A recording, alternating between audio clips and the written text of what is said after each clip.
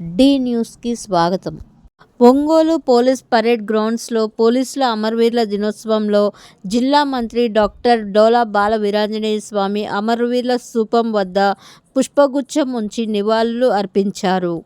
వర్షంలో సైతం మంత్రి వీరాంజనేయ స్వామి, జిల్లా ఎస్పీ, కలెక్టర్ తడుస్తూ పోలీసుల అమరవీరుల దినోత్సవంలో పాల్గొన్నారు. ఈ సందర్భంగా మంత్రి బాల వీరాంజనేయ స్వామి శాంతి భద్రతల పరిరక్షణలో అమరులైన పోలీసులకు నివాళులు అర్పించారు. అమరులైన పోలీసులు త్యాగం, స్ఫూర్తి, ధైర్య సాహసాలు భావితరాలకు తెలియజేయాలి అని ఆయన కోరారు. శాంతి భద్రతల పరిరక్షణ, ప్రజల రక్షణలో పోలీసు సేవలు వెలకట్టలేనివి అని ఆయన అన్నారు. పోలీసులు లేని సమాజాన్ని మనం ఊహించలేము అని అన్నారు.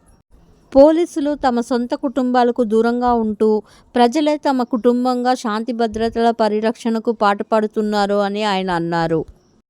పోలీసుల సంక్షేమానికి కూటమి ప్రభుత్వం కృషి చేస్తుంది అని మంత్రి డాక్టర్ డోలా శ్రీ బాల వీరాంజనేయ స్వామి అన్నారు.